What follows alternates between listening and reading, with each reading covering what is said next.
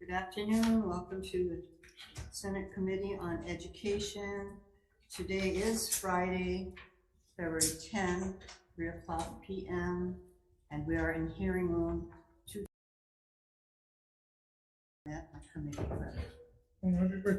This meeting, including the audio and video of remote applicants, remote participants. Hope you guys aren't here to apply for anything.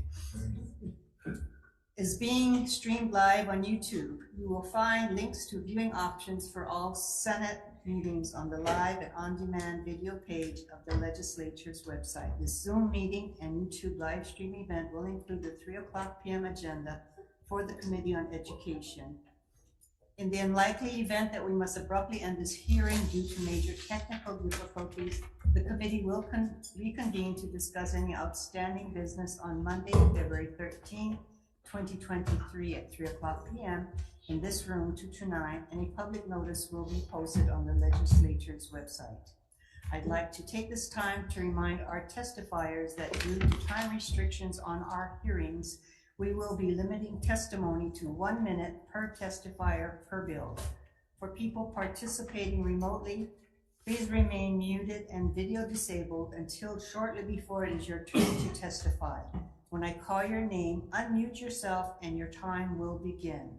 After your minute is completed, staff will mute you so that we can move this hearing along in an orderly and efficient manner.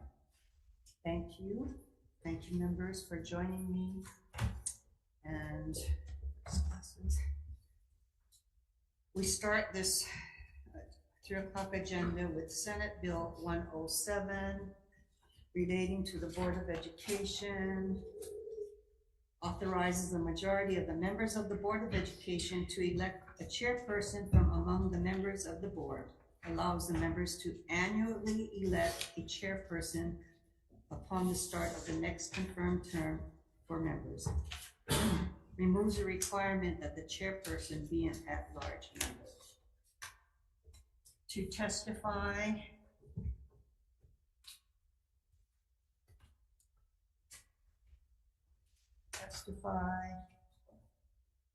Bill Arakaki, chairperson, Board of Education, with written comments.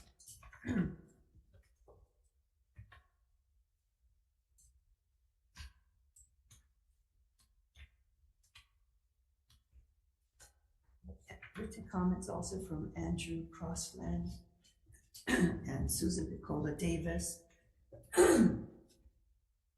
We have individuals to testify. Ryan Nicholas Luther testifying in person. Ryan here? It's not. Cynthia Bartlett in person. Cynthia here. All of these testimonies were in support, with the exception of the Board of Education. They had comments. Is there anyone here wishing to testify on this issue? Pardon me?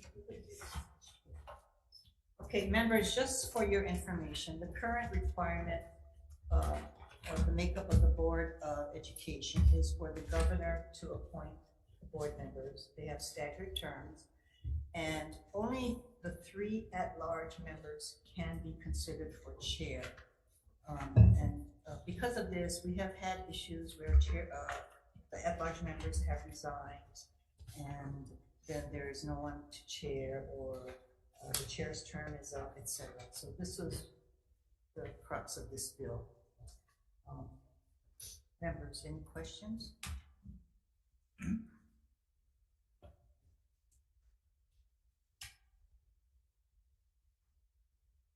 I just want to add that's the way Board of Regents is kind of, they pick among themselves the chair, and it's like selected. Okay, thank you for that comment. So, move on.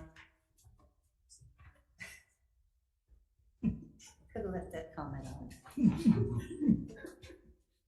Moving on to the second on the agenda, Senate Bill 783. relating to education funding requires the Department of Education Committee on Weights to consider the impact of its weighted student formula recommendations on small and remote schools.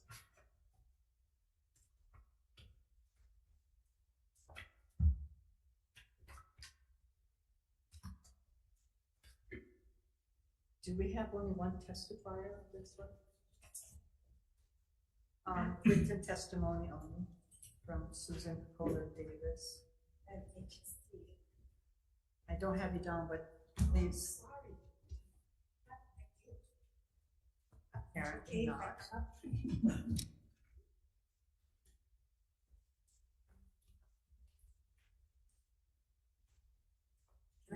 Okay. Aloha, Laverne Moore, speaking on behalf of Osatui Jr., President of the Hawaii State Teachers Association. The HSDA supports Senate Bill 783, and I want to mention real fast, we stand on our written testimony. I served on the first student weighted formula back in 2004. We identified special ed, economically disadvantaged, and EL as the target area. We were not aware of small and remote schools. That I believe that was the mistake we made, because small and remote schools, they do not have enough funding to provide equitable education for all the students. Where in high school, where would you find the extra teachers to teach all the curriculum that's required? The small and remote schools truly need extra funding so that they can give our students valuable education. Thank you very much for the opportunity to testify. Thank you, Laverne.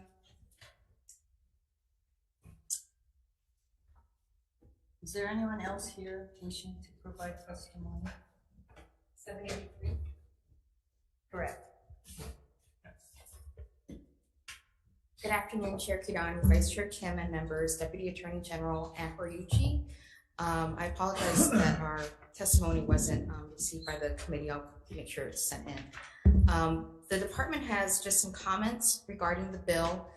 This has to do with what is new paragraph E1 on page 4. The phrase or the term 1 hour drive away could be open to some ambiguity. So in our testimony, we've suggested that that be replaced with a distance in miles. Also, with regard to the use of the term public high school, if the locations of charter high schools are not intended to affect whether a department public school is classified as a quote-unquote small and remote school, then we recommend replacing the term public high school with department high school. And this would be on page 4, line 17. I am available for questions.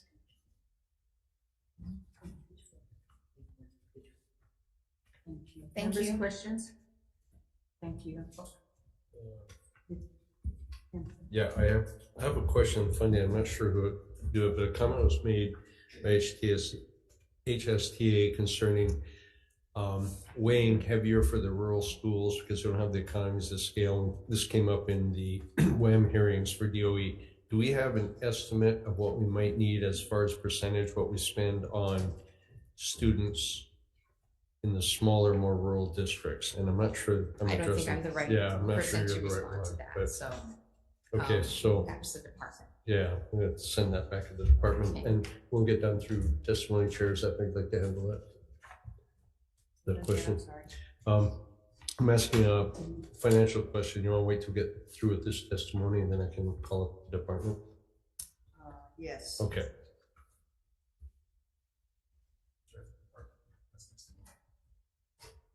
You're testifying for Keith. Good afternoon, Chair Kadani, Vice Chair Mikado Kim, and committee members Brian Halliday, CFO, on behalf of Keith, Superintendent Keith Hayashi. The department has comments on this measure. So we did submit testimony, and I apologize it hasn't gotten to you yet.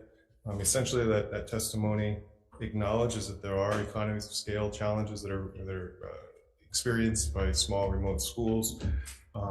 Also acknowledges that the Committee on Weights has, for several rounds, attempted to tackle this issue of small and remote schools and how best to address them through the formula, and the solution has been proven elusive for the committee thus far. And what has been used is a application process with a funding source that we've been using ESSER funds for this year and last year to assist the schools. Of course, the ESSER funds go away in future years.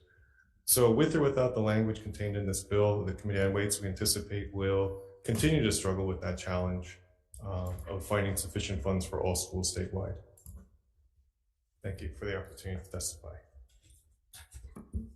So the question I have then is, I agree it's elusive, but do we have a number that we can try percentage-wise? So that's something that the Committee on Weights, Committee on Weights is charged by statute to make recommendations to the board on the weighted student formula. Work hand in hand with the department. The Committee on Weights it's a committee that is essentially chaired by the superintendent or his designee, and it's something that the work of that committee will be happening over this upcoming summer. They meet every 2 years. I guess I'm saying I don't have a specific answer for you at this time. I think it would largely want to defer to the work of that committee to dig into that analysis. I have to believe that this has been an ongoing issue, and I can't believe that this is the first time it's being raised. So how do we get an answer back to this body? I think that's been the challenge of the committee, and as mentioned, it's elusive. One of the challenges is anytime the weighted student formula, it's premised on the idea that resources are distributed to schools based on enrollment and student characteristics. It doesn't necessarily or inherently take into consideration location considerations. We have used something called base funding, where approximately 10% of the weighted student formula is provided to schools based on the fact that they just open their doors. That helps to assist the smaller schools. Whether that's been sufficient or not, I think many people feel it is not, and you've heard that today in the department. It's generally sympathetic to that. Defining the exact amount formulaically, that is very challenging, and it's been something that's been struggled with, and no answer has been found. I would agree that is, but I think you still have to make a decision. So just saying that we can't come up with a number, thereby we won't, is not a good argument. I think, and I would strongly suggest that the work done this summer come up with a number to try. Understood. And then we come back, and if it doesn't work, then we change it, but try something as opposed to not trying anything at all. Because I'm really mindful of the rural district schools and how they struggle anyway. So strongly suggest that. Thank you, Chair. Thank you. Members, further questions? Senator Kim. So Brian, I have to agree with Senator from the Big Island on this. The superintendent is the chair of the committee? By statute, yes. By statute. And who else is on the committee? Composition of the committee is approved by the Board of Education with the concurrence of the Dean of the College of Education. So the composition can change. It's a very representative composition. We have elementary, middle, high. How many people on this board? Recent years, approximately 15 to 16 members. Original committee, I think the one Laverne was on was over 30. Over 30. It was quite large. So who decides how many the number? The board is tasked to define role groups, and then the department is charged to go find folks who can fill those role groups. And it turns out there's about 16 to get full coverage of the role groups, and historically. So maybe we need to get a letter to the Board of Education regarding first the number, that'd be a workable number so we can get a decision from them. And again, we know it's trying, but if we can come up with a bill with some numbers in it, I'm sure that the CAL can come up with something. And certainly you can bifurcate and say, well, schools with X amount of students have the student formula, and schools with X amount of students could have a student weighted formula that could deal with it in one way. And I don't know, that's coming from a lay person like me, so I don't understand how this board of all experts or people who have concerns cannot come up with something similar that we can at least do a pilot project on. Further questions, members? So, Brian, I think I understand the dilemma that the Committee on Weights has, the superintendent has, but I think if they don't get a handle on it, the bulk of the money which lies within the Department of Education will be where they get it from.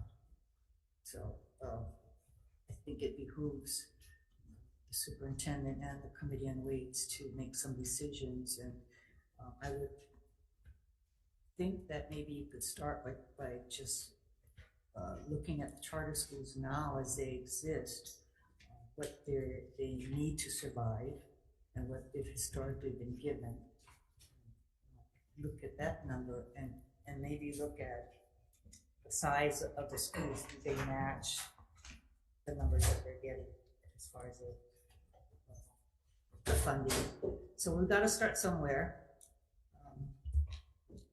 And hopefully, I'm not sure yet if we'll defer this bill or not, but hopefully we can get some answers on this. Thank you, Brian. Thank you. Okay.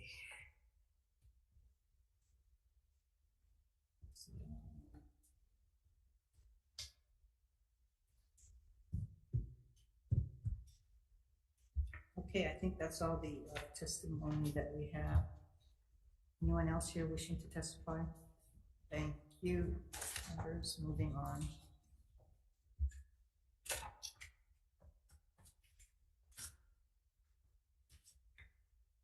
Senate Bill 1232 relating to the state library system. Authorizes the state librarian with approval from the Board of Education to impose and collect rates, rents, fees, fines, and charges for the use of state library facilities and revise rates, rents, fees, and charges as necessary. Testify, Mallory, for the state librarian. Mallory Fujitani on behalf of Stacey Aldridge, State Librarian. We stand on our written testimony and are available for comments or questions, excuse me. And support. In support. Thank you, Mallory.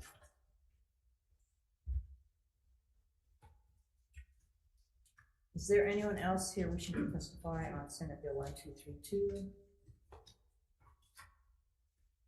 Not, that's the only testimony I have here. Members, questions of the state library? Thank you. Moving on.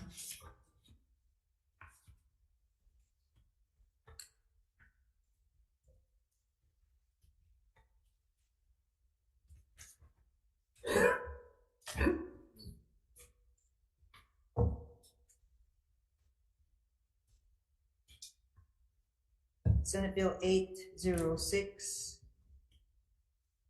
relating to libraries authorizes the state librarian to decline to conduct a requested review of an item within the Hawaii State Public Library System collection if the item was previously reviewed by the system in good faith, the basis for the request is duplicative or substantially similar to the basis for the prior review, the response to the prior review was issued within the last year, and the state librarian determines that it is unlikely that the library's response would differ from response issued for the prior request.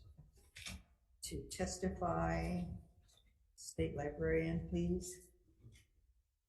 Mallory Fujitani on behalf of Stacey Aldridge, State Librarian.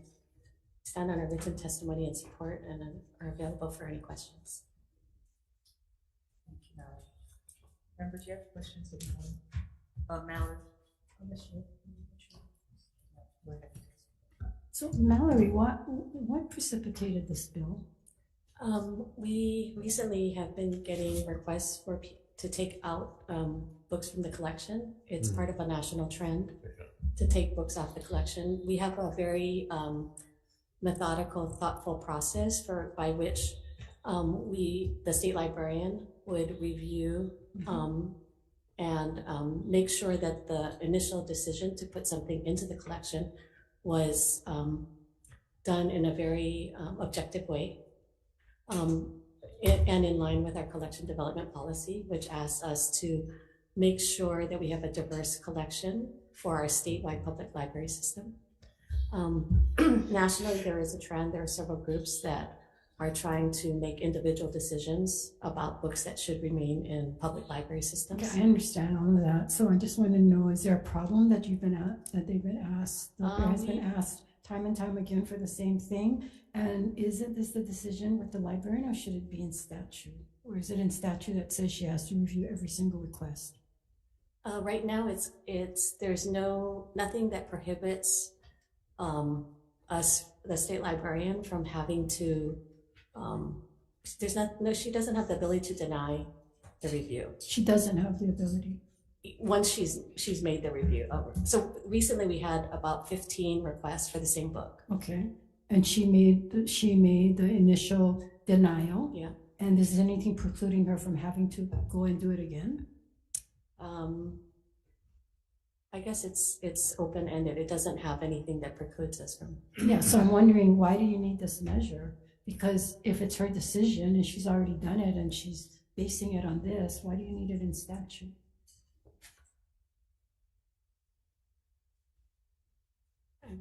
Yeah. Because it's not like she's required by statute to review every single thing that comes before her, right? Because you have to watch the slippery slope. We put something like this in, next time they're going to say, well, we wanted to say that she has to, or she has to do this, she has to do that. So you guys should be careful on what things you ask, because if she already have the power, then you're going to put something in statute, they're going to say, well, it doesn't cover this, it doesn't cover that, right? Understood. Okay, thank you. Other questions, members? Thank you, Madam. Thank you. Moving on to Senate Bill 603.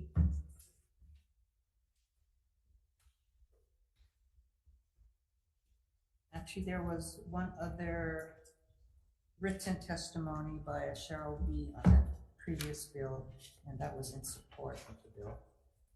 Moving on to 603, relating to education.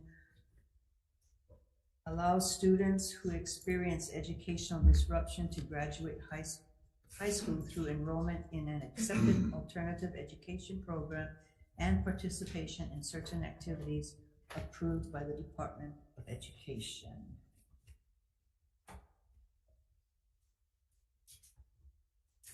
Testify, Superintendent Hayashi.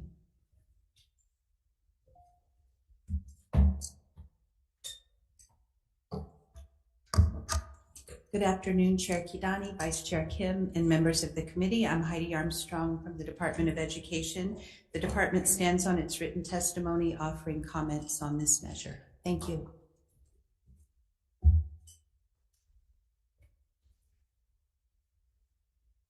Is anyone else here wishing to testify on Senate Bill 603? We have one written testimony in support from Samantha E. Members, any questions? Yeah, I guess, Heidi. So is there a problem? I mean, I know you offered comments, but is there a problem with doing what the bill is asking? There's an awful lot in the bill, and some of the asks would require statutory changes, changes to our graduation guidelines. And so our suggestion, if this bill passes, is that a working group be convened, because everything in the kitchen sink is in here. And it would take time and resources, as well as other agencies, to help pull something like this together.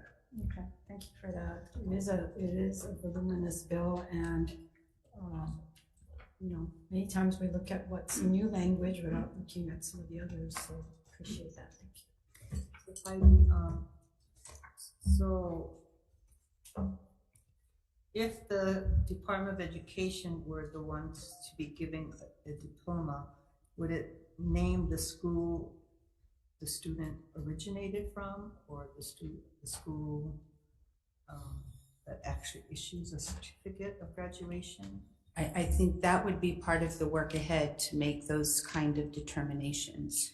So you have these cases already within Yes. the DOE, and have we had complaints about how they're handled? No, and they've been handled differently. Olamana is one example. That part has worked. Okay. But they're still adhering to the existing graduation requirements, whereas this bill may require modification. Is asking for some exceptions to those existing requirements. Thank you, Heidi. Thank you. Can I do one quick last question? Does the bill require any kind of certification that in fact the student has a disruption due to valid issues? From my reading, specific certification requested, but that would be something that a working group would have to determine who would qualify to go through this pathway. Because I'm just wondering at some point if it does pass and certain students are allowed and others might say, oh, that's a way out if I can just claim. Because I know people claim they're maybe disabled and not really have to prove it, so everybody would get a parking disabled parking pass just by claiming it. So anyway, okay, thank you for that. Okay, thank you. Get around to school. Next on our agenda is Senate Bill 283 relating to the public charter school per pupil funding. This bill excludes from the charter school per pupil funding calculation all amounts relating to programs that provide comparable benefits for all public school students, regardless of whether the student is a Department of Education school student or a public charter school student. A number of testifiers. Hawai'i State Teachers Association, please.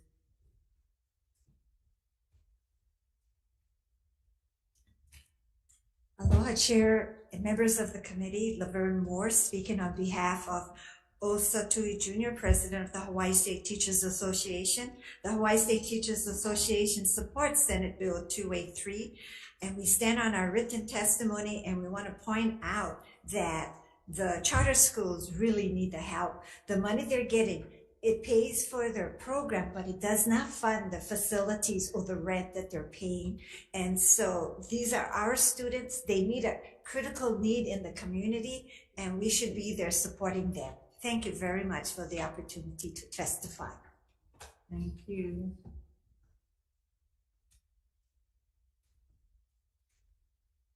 Next to testify, Yvonne Lau, Interim Executive Director, Hawaii State Public Charter Schools.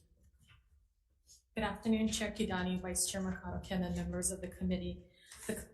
Yvonne Lau on behalf of the Charter School Commission. We stand on our written our comments on this bill, and we're happy to work with this committee and all the stakeholders in addressing any issues that this bill is trying to address. Thank you. Thank you, Yvonne. And we also have someone on Zoom, Janelle Rivera. Not present on Zoom, Chair. Thank you. And a number of written testimonies. Members, are there questions? A question for Yvonne. Yvonne Lau, please. I'm reading testimonies from people that are opposed, and am I correct that some of them are a teacher at the charter public charter schools? I believe so, yes. So are you folks agree with what these testimonies are saying? I guess, you know, in terms of this bill, we're not clear on what the bill is trying to address. It's talking about excluding programs that, I think the language is, provide comparable benefits for all public school students, regardless of whether the student is a Department of Education school student or a public charter school student. So I'm not, without understanding what specific programs they're talking about, it's really difficult for the commission to understand what we're trying to exclude from that per pupil calculation. Currently, our charter schools are getting funding from EDN 100, 200, 300, 400. They're getting a proportion of that based on charter school enrollment. So I'm not clear what this bill is aimed at in terms of what duplicative funding is being included in the per pupil. So it's very difficult for us to identify what the bill is trying to, the issue they're trying to get at. So I'm assuming that the drafter of the bill is saying that charter schools are getting funding that they shouldn't be, and that's why they want to exclude it. But I really don't know. I think that's what the drafter is saying, is that they're double dipping because they're getting funding for things that all schools, including charter schools, already get funding for. So The So you're commission. you're Yeah. not sure what those Right, items, what exactly. those programs are, is that what you're saying? Yes. Okay, Thank you. thank you. For Superintendent Hayashi, did you guys have any testimony? Are you able to identify any of the programs that may be considered double dipping?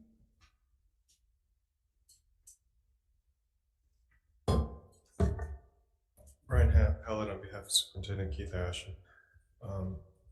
Over the interim, this was something that we had looked at the request of the Ways and Means Committee, and there are a few possible programs that were identified through those conversations. Some examples are things like Hawai'i Teacher Standards Board is budgeted in the DOE's department, and that supports all teachers. So there may be a handful of programs like that that provide support for all public school students and employees, scattered throughout the department's budget. But it's a daunting task to pick those out. I just add. Yeah, so for the Hawaii State Teacher Standards Board, what is it a fee per teacher or something that's already provided, or what?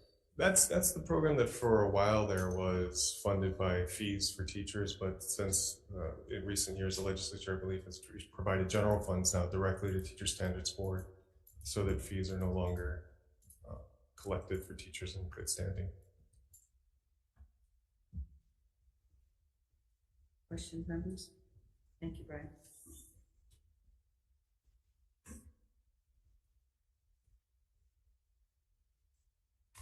All right, moving on.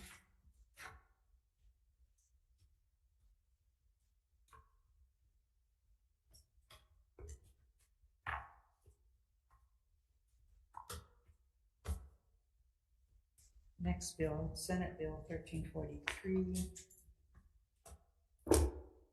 Relating to education, clarifies that because minors do not have legal capacity independent of their parents, a minor student's parent or legal guardian must produce the required student records when transferring schools. Clarifies that emancipated minors may also produce the required student records when transferring schools. Clarifies that the transfer process is the same whether a transfer is within the same complex area or to another complex area.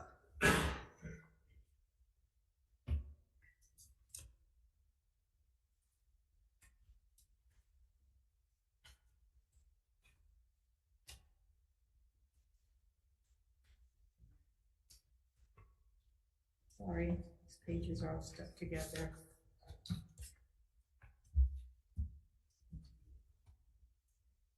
Superintendent, please.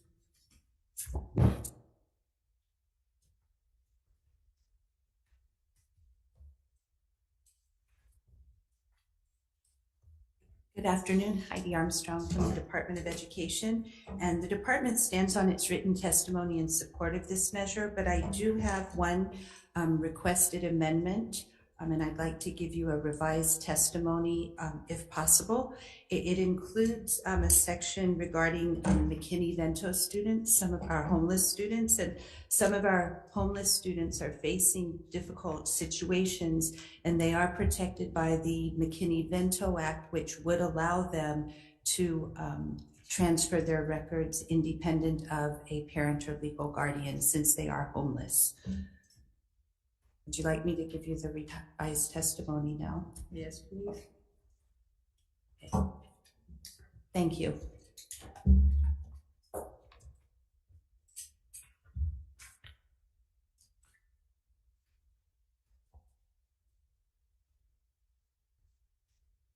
Is there anyone else here wishing to testify on Senate Bill 1343? Members, questions? Thank you. Moving on to Senate Bill 1344. Relating to educational health services, allows the administration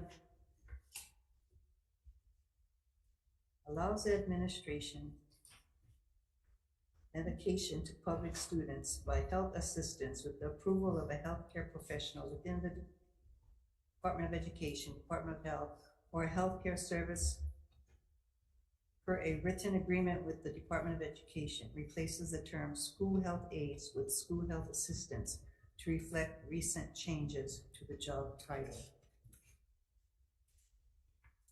Superintendent, please.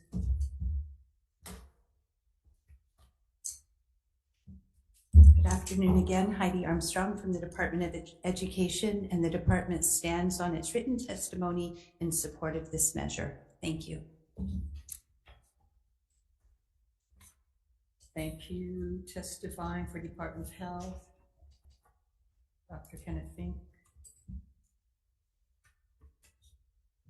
Aloha, I'm Joan Takamori, Public Health Nursing Branch Chief. On behalf of Dr. Kenny Fink for the Department of Health, we stand on our written testimony in support, and we're available for any questions that you may have. You support Bill? In support, yes. Thank you.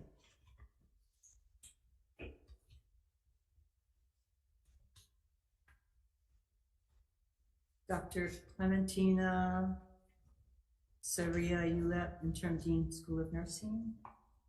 Hi, my name is Laura Reichar. I'm a representative for Dr. Saria Dr. Saria Ulep, and the School of Nursing stands in strong support of this measure. Thank you very much. Thank you.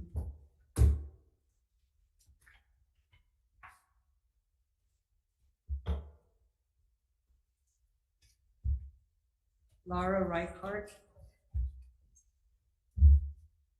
Hi, my name is Laura Reichard, and I'm the director of the Center for Nursing, and I stand in strong support of this measure. Thank you. Thank you. Eric Abe. In support for Hawaii Primary Care Association. Naomi Manuel.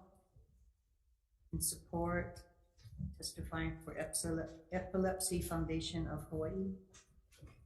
Susan Picola Davis, in opposition. Stephanie Marshall, in support. Courtney Gomes, in support. Are any of these on Zoom? No one present on Zoom, Chair. Thank you. Julia Lindberg, also in support.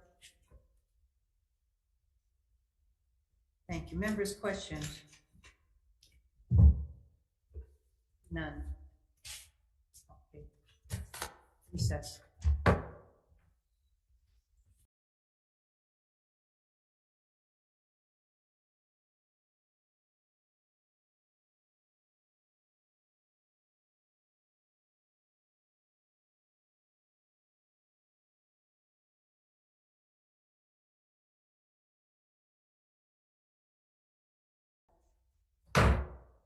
Convening the Committee on Education. The recommendation of the committee is to pass out Senate Bill 107 with amendments that are technical and non-substantive. Chair votes aye. Aye on Senate Bill 107. Vice Chair votes aye. Senator Kumar. Aye. Senator Richards. Aye. Senator Tizano. Aye. Thank you. And for Senate Bill 783, recommendation of the chair is to defer indefinitely. Senate Bill 1232, relating to the state library system, recommendation of the chair. Recess. Is it to